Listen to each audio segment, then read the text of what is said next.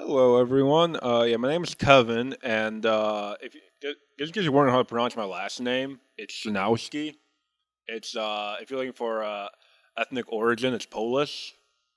So there you go. And then a little bit more about me is that Dan tech enthusiast. I'm originally from Chicago, go Chi-Town, and I moved up to LA about 3.5 years ago. So there's me in urban lights right here, and can you all see that? Okay, that's fine. And then, but anyway, let's get to the meat of the topic.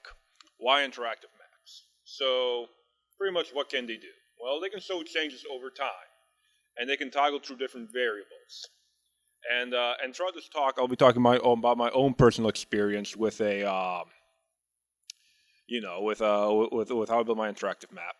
And they can toggle through different variables, like different things you want to look through, and they can also illuminate distinct geographic boundaries, through different items you're looking at. So you can cut up your map in different areas, whatever you call them, different types of polygons, and then you can kind of see what changes from over time. And of course, you can see how a certain variable changes over time per given area. So here's a cool example here. I'm going to click this link really quickly. I did not make this. I wish I could. I wish I made this. Goodness. Okay, here we go. So over here, you kind of see here, this is like a chart of like changing obesity rates over time throughout the world. This is a GIF. So maybe it's not totally an interactive map, but this is the kind of idea we're looking for here. We're looking for changes over time for a given area. And of course, with the interactive map, it'd be cool if someone could just, like, say, click here, Canada or the United States, and see, okay, what's the exact obesity rate for this country here for, let's say, the year 2006. So yes, I got the link from metrocosm.com. It was awesome. And just so we know what I'm comparing it to, I'm comparing this interactive maps to static maps. Like, here's an example of a static map here. Like, this is a map showing from Medium and showing like different like the unemployment rate for different U.S. counties in 2016. And here's an old school Google Maps thing of Mountain View. Wonder what happens there, Mountain View.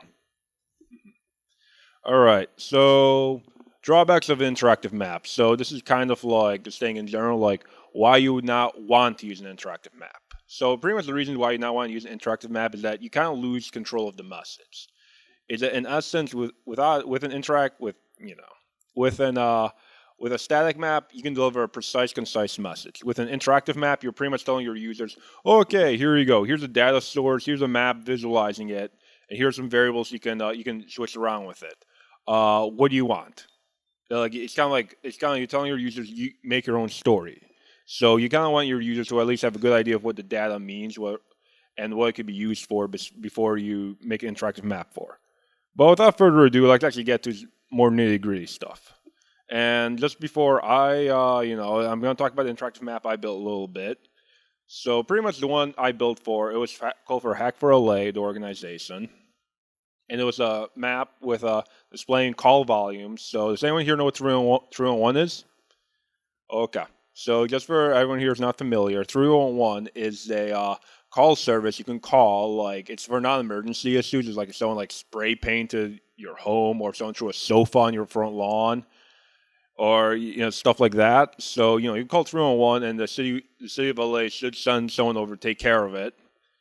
And keyword should. And so pretty much I stuck to all the 311 calls or the requests made on 311 app from 2018 2019, and I kind of showed how they're split up by neighborhood councils within Los Angeles. There are 99 neighborhood councils, and they approximate like what we consider a neighborhood. Like, there's a Koreatown one, there's an Echo Park one, and then so just to give a quick preview. Here's a quick screenshot of what I built here. So this is Los Angeles proper. I'll go over here. Here's the north. Here's about the San Fernando Valley over here. Here's the eastern side, and over down here is around, think Long Beach, Redondo area around there, and here's the west side here. So okay. So can you all see my hover point where I'm hovering over right there? Okay. So and then just for a quick aside here, LA 32 Neighborhood Council. That's where we're at right now. we're on the far eastern part. This is Cal State LA. It's right here. And yeah, so so right over here, yeah, this is where we're at. LA32NC, and for the month of February 2019, there were approximately a little less than 1,400 requests and calls made 311. So now I get to technical stuff. This means the code. So, but before we can, start making the map or anything, we gotta know the data. So the map it's only as useful as the data it's displaying. So, so obviously we have to go through the data. We have to make sure there is, there are values for all the time periods we're interested in. So I had to kind of go through the data and kind of make sure that there was, there was a created date for every, for most values I was using for the data. So it was a very large data. So it was like over 1 million rows per year, and it's growing. Like 2018 was bigger in 2017, and 2019 is bigger in 2018. We're not even done with 2019 yet. So 3-in-1 is gaining popularity in LA.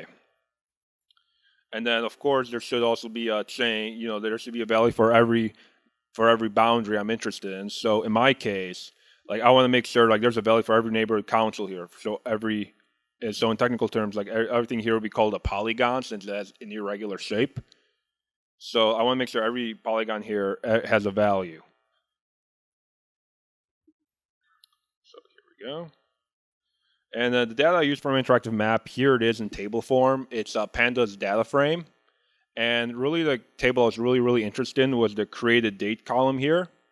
The created date column there, that kind of just shows like it shows like when a request was made, and also shows the month it was made in, because I want to show how many calls were made per month per year. So so if you go back here, I kind of had like requests like here for May of 2019. Here's a chloropleth map of how it looks like of the maps throughout LA. And so reading the data. So Pandas is the de facto choice for reading in data, and for the most part, it's very effective. It's simple, straight to the point. You don't have to be too sophisticated to use it. Awesome, and they can take data from multiple forms like CSV, JSON, Excel, others I'm not mentioning right now. But the drawback of Pandas is that with large data sets, like think over a gigabyte, it can get a little slow. So sometimes it's good to set the chunking parameter, or for whatever you're reading your data in, or using the library Dask, which Dask is specialized for using multiple processors simultaneously. Okay, here we go. So so here's the code. So on the first code here, the DF301 thing. This is kind of like the code I used, and here's how it would look for like Pandas chunking with a chunk size of I think it's about 1 million there. And then if you use the Dask code, that's the Dask on the bottom that shows like how you'd read from a CSV. And all these functions here are all reading from CSV files, just in case you're wondering. And then now I've uploaded the maps. You gotta use something called GeoPanda. I use something called GeoPandas. So GeoPandas is pretty much built on top of Pandas, and pretty much what it does is it enables you to read and write spatial data. So spatial data is typically in the form of a GeoJSON file, a shape file, GeoPackage, and so for making an interactive map, obviously you want to read in some type of spatial data, so you can overlay it with other data you're interested in. So here's an example of my GeoPandas object, my GeoData frame. It's this table over here. And one thing you notice about it is that it has a geometry column here. And essentially what the geometry column is, it kind of tells you what shape your objects are in. And usually, like especially when dealing with maps with tons of irregular shapes, you'd be doing a lot of polygons and multi-polygons. And generally what a multi-polygon object is it's a list of a series of longitude and latitude coordinates. And it's usually the x variable is usually the latitude and the y is the longitude, in case you're wondering. And these are some huge lists. So once you read in all the data, it's time to clean and merge them. So pretty much that for For instance, like the 3-in-1 data I took, it has like going back here, 3-in-1 data I have here, it has about 34 columns. I was only interested in 5 or 6 of them at most at any one time. So a lot of those columns, they had to be dropped. And in hindsight, after I built this, I kind of learned there's a way you can drop columns from being uploaded in the first place. So I guess in the next iteration of this, I will be dropping those columns. But kind of for now, it's let's see here. Okay, so so I had to drop those approximately a little less than 30 irrelevant columns to make this, and then I had to add some additional columns, which in my case, each column I had from the 3-in-1 dataset didn't have a month variable, so I would have to, so essentially I would have to convert each created date thing I made in slide 12, which back here for reference is why I highlighted this thing. I have to convert, because this is not in date time. This was I think, in a string format, so I converted this in date time, which is a specialized format where you can easily extract what the weekday, the year, the month of a certain day is. So I convert it to a month, and then I had to pick a column to merge on. So generally, when you merge on a merge column from between two data sets, make sure it's similar.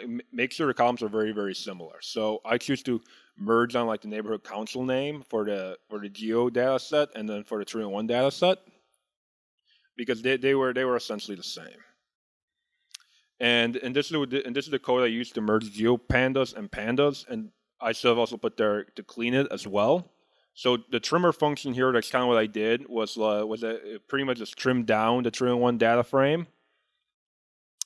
And then to only the 5 variables I was interested in at that time, and then the month convert is kind of what I used to make the to convert the date times I had. That's create date 1 here, to convert create date 1 into not convert, but to add a new month column.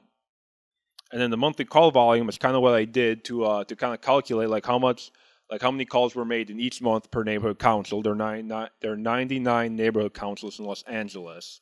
So I would have to make, so there had to essentially be 99 columns when I was doing this monthly call volume function.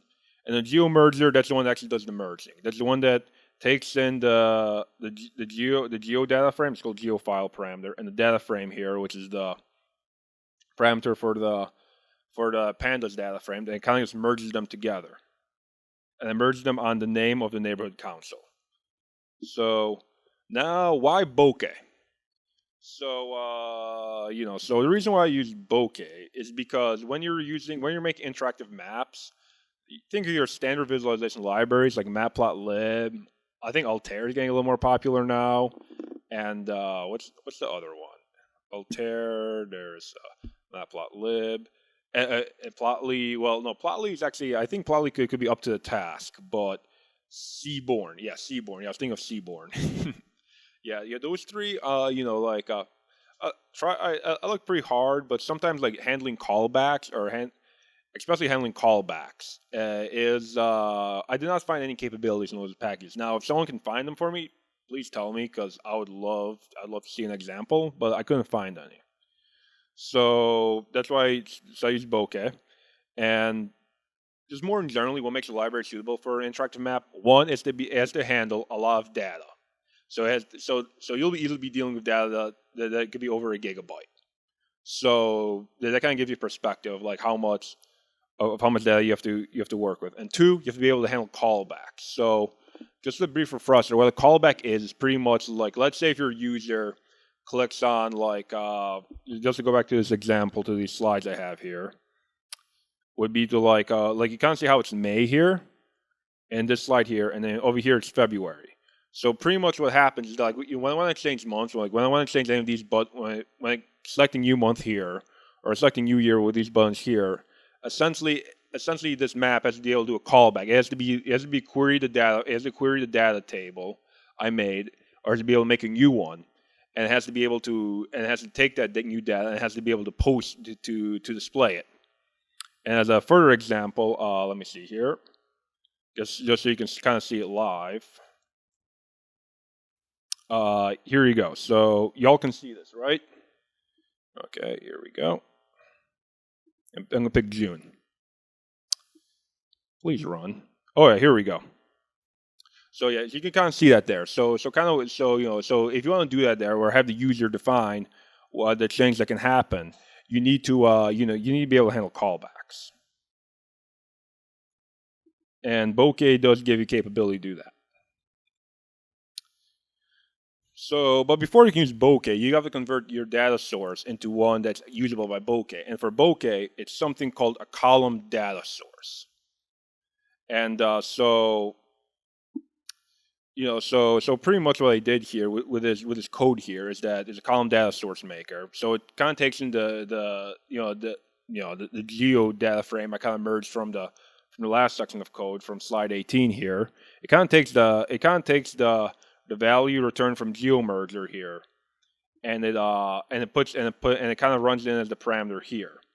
And there's also this get polychords function, which get polychords. Pretty much what it does is it gets the x and y coordinates, or in geographic terms, it's x coordinates the latitude, y coordinates the longitude, and it makes new columns for them in the geodata frame, and then so it's kind of what's going on here. The latitude and longitude is being made here, and then of course we kind of get rid of some unnecessary data here, an unnecessary column here at this point, and then we make a new column source, or a new column data source, I should say. And now we have this thing called the update function, and pretty much what the update function does is that it updates the map. So essentially, this is the thing that actually runs the call. This is the kind of thing that runs the callback. So it's the back end of this application. So the user, kind of just go back here. It's kind of like when I pick something new here, like new month, for instance. Essentially, what's going on is that the update function, it takes in the input I put in. It kind of detects I put in a new month, and it kind of tells the back end and tells the database saying, hey, we need data for January now, and then it kind of runs that query, builds a new data source, and then displays it over here. So that's essentially what the update function does. And here's my update function over here. So it's kind of like so since I'm only doing 2 years now, it wasn't too complicated, and so I guess in a future recoding, I can all this code in the middle here, between like after the if statement and after the else statement, it can be I could turn it into its own function for separation of concern, but for now, pretty much what this if function does here is like if radio button active, like so if the radio button is set to 2019, that's what I mean by active to 1. It's going to query based on the year 2019, and then. But if it's not, if it's at 2018 or 0 or else, there are only two options. It's going to create it's going to query 2018 data set. And the push notebook here, this is for Jupyter Notebook. This line here, it's kind of like if you want to get if you want to get it displayed, if you want the show function to work later on, which I'll get to what show is, you have to use push notebook. So in Bokeh, if you want to make visuals, one way to do it is you gotta use the figure. You gotta use the figure constructor. It's a class, and essentially what figure does is just an example here. Is like you kind of see this background here, like this white space here. That's the figure. That's an empty figure. So you can think of the figure here as the canvas that you put the drawing on, and the drawing itself though is handled by something called the patches attribute. So the patches attribute, that's the drawing itself. That's the city of Los Angeles, and that's all the neighborhood councils. And of course, if you want to make an interactive map, it's crucial that you allow callbacks. They have some way to deal with callbacks from the user so you can get new data in. And now we set up the Bokeh figure. So if we want to set up the Bokeh figure, we have these tooltips here, which is essentially what tooltips, what they do is like, when I hover over this, the two values show up is neighborhood council name and call volume. So here, so neighborhood council name, that shows up, and then we get call volume here, and that's set from that code off back there. And also like Bokeh, it's so super duper neat. it pretty much allows you also to like easily define tools you can add into your map. So like I got a hover tool, I got a pan tool, got a tap, I have a wheel zoom tool. It's all pretty neat. And you get a full list of tools here. I store it's a bit.ly link. There are tons and tons of tools. I haven't even gone through it. It's a pretty long page. I really recommend you to go through it. Once these slides get posted on PyData, feel free to go through his PowerPoint and look at that link, because a ton of functions here, and you can actually do a ton. You could do a lot with Bokeh, and Bokeh actually makes it so simple. How simple? As I mentioned, because you kind of see here, I have 4 features here: hover, pan, tap, wheel zoom. It's so simple up to the point that if I want to add something new, all I have to do is just extend the string a little bit. I just have to just add, like, say, a 5th parameter. If I want to take out tap, for instance, I just have to delete tap here. That's it. So simple. And I was setting figures.patches. So we got the canvas set up, but now we want to like paint something on it. We want to put something there. So in this case, we have to do figures.patches.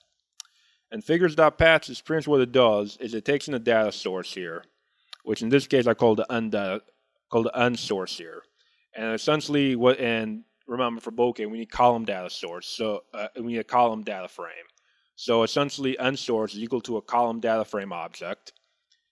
And then we take the column data frame object, and then we pass it into the source parameter of P1 patches. And essentially, what this does, it tells the patches, it kind of tells the patches method that that here's the data source you're going to be looking at. And these 2 first parameters here, the x and the y column, if you remember from earlier, x corresponds to latitude, y corresponds to longitude. So it essentially tells patches to label all the latitude and longitude coordinates from this source parameter here, which is the column data frame of interest. And then we have a fill color, which essentially what fill color does is kind of like it allows you to set the scale, and it's like determine the color. So if you kind of look here in my map, for instance, I don't know if you could tell or not, but lighter color means less call volume. So you see neighborhood here, like around the hills, for instance, they don't have too much color, so their lighter shade of yellow. But over here, for instance, Van Nuys has a lot of calls, so it's a pretty dark shade of blue. And this color scheme is actually defined in this line here, and by using a Bokeh brewer object, and it goes yellow, green, blue. It kind of sets up like the scale there. Yellow is light, green is moderate, blue is severe. And then so this function here sets up that the calls column from the column data source object will be used to will be what's labeled in the interactive map, and the transform color mapper is what transforms it, which is what gets the color scheme up there. And of course, line color black and line width, that's what the term separates the neighborhoods. So, and further along, you want to add controls and you format the layout. So adding buttons and widgets is super easy in Bokeh. Like these 2 lines of code here, for instance, that allows me to make the button. This is a specific radio button here. So this button here was actually made with only 1 line of code. It's only made with this line up here that I'm hovering over. And so I'm hovering over here. And then the update function is actually run through this one here. And then if we're on the drop-down menu is select. So select is this here. And the update function, the callback one that accepts it is over here. So Bokeh allows you to do that, and that's amazing.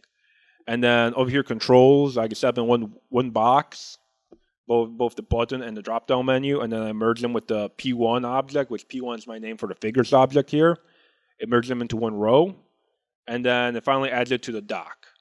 And the dock is pretty much where everything's lying. This is the canvas of the canvas. So the dock is like this whole big thing here. Like this, the figures, this empty thing here. The patches is this map here. But the dock is everything. It's like this white space here. So, and then also have a modify dock function. So modify dock function, that's what changes the state of the app. So the update runs the callback, but modify dock is what updates everything. So, and the modified doc is actually the way I had it set up, which this definitely needs a rebase, a recoding. But pretty much modified doc is this gigantic method here. Modified doc, it always takes in a doc as a parameter, and then pretty much I squished every function I made so far into it, and then some. So as I said, this code will be going up. It's already up on GitHub, but it'll be going up. I'll be reposting it again, so y'all can look through it. But it's pretty big, and then if possible, I definitely will be recoding it so it's a lot more compact and easier to manage and deal with. So, and then of course, like I primarily dealt with Jupyter Notebook and Jupyter Hub, but definitely if you want to put it, but there are definitely other ways you can put the interactive map 2 up. Like Bokeh does give you a lot of options. Like you can you can even do a code in JavaScript if you want to. So you can handle all like the callbacks in browser. You don't need a server, which if you do it in Python, you do need a server. And I am using Google Cloud as my hosting platform right now. So so just a heads up, which I'm not a JavaScript person. It's not a JavaScript conference. So I have it all running in Python. So this is the kind of code here that gets everything into the application object. I pass the function, modified document, a function handler, and I pass the handler into the application.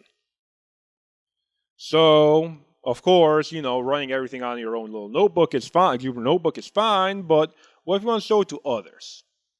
So you have two options. One, if you rerun the whole code themselves, which no one wants to do that. Or you can put up, like, let's say, on Jupyter Hub. So, so if you want to put on the Jupyter Hub, you need an additional function. And this is pretty much because if you put it on the cloud, for instance, you're using a proxy URL, and this one function, I'll show you in a second, can't detect what URL it has to display on. So you have to essentially tell it what URL you have to do it on.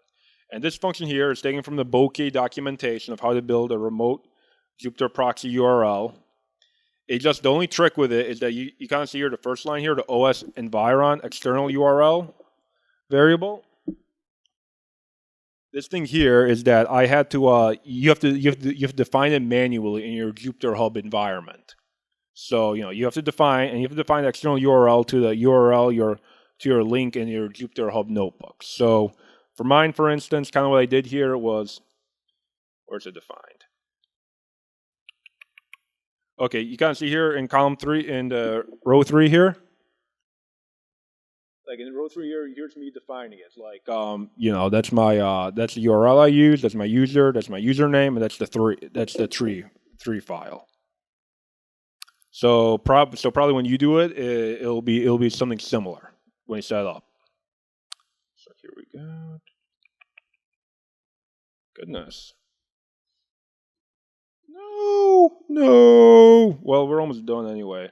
So good thing is we're pretty much done anyway. So like all the next few slides, like all they would show is pretty much it pretty much have a link to like the app and notebook URL. So this is running on Google Cloud right now, so I have this notebook URL parameter attached. But if you just want to run a Google Notebook here, just so you know, this is run locally on my computer here. You see the local host 8888. I think it was 4 8s. I know, tough crowd. So you see this here. It's so this is run locally. So you see here my show method only has show app, but since I'm running this on cloud, I need this notebook. I need a notebook URL equal to this remote Jupyter proxy URL function, like this thing here. So that's pretty much it. That's kind of how you make a map on using a Python server and then putting it up on the Google Cloud.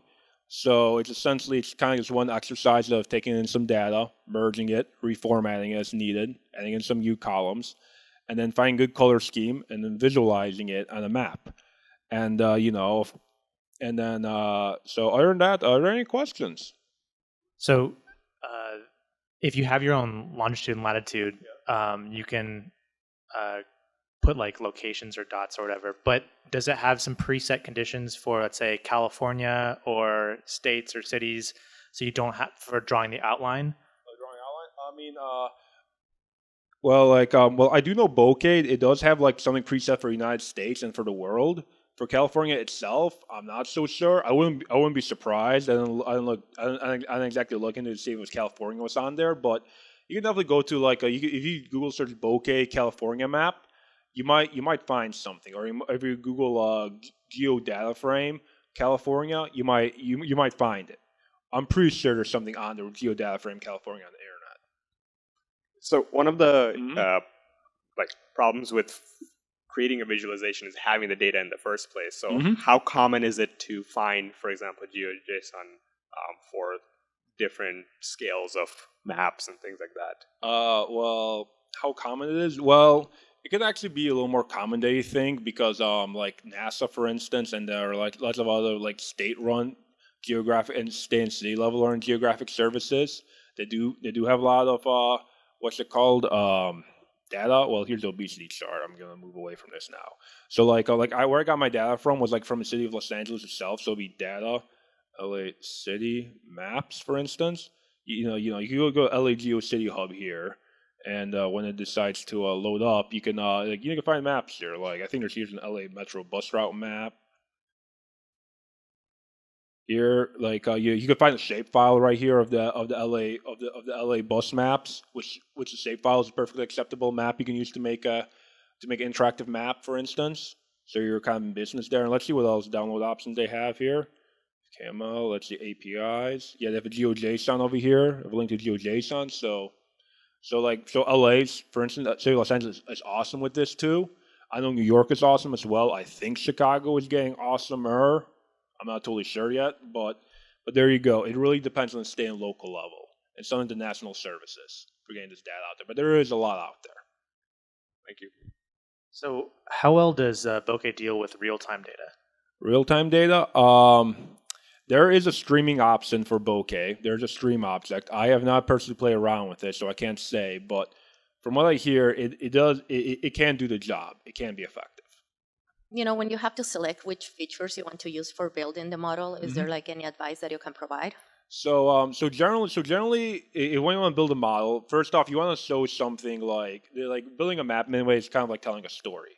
So in many ways, what you want is you want to pick let's say you want to pick a feature that's they have a feeling that might change over time or might be different for different geographic areas.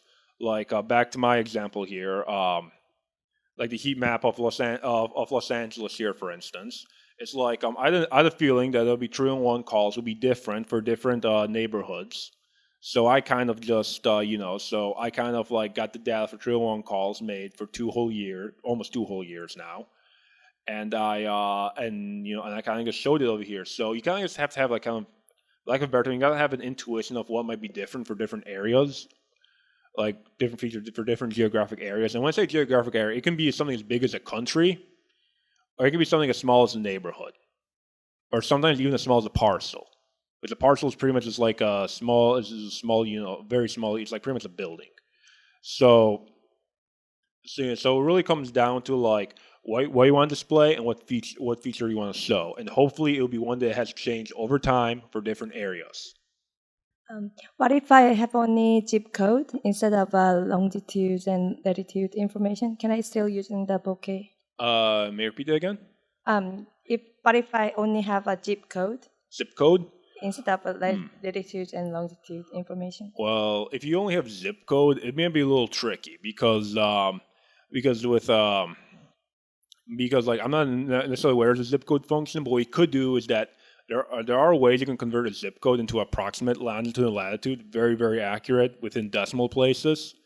And if you want to do that, I'd recommend first converting a zip code data into a longitude and latitude coordinate, and then putting those coordinates into a polygon, ideally multi-polygon object. Then doing this. What do you have any metrics for after you created the application for people using it, like an uptick, or how is that gauged? How is that gauged? Well, I didn't get that far yet, so I didn't release this to the public yet. But when I get to that point, there should be a way that I can that I can measure like how many how many unique users, people coming from unique IP addresses, are using this map, and you should be able to count them. But I haven't gotten that far yet. It's not public. And if there aren't any, it's it's almost break time, so break, I guess. Thank you.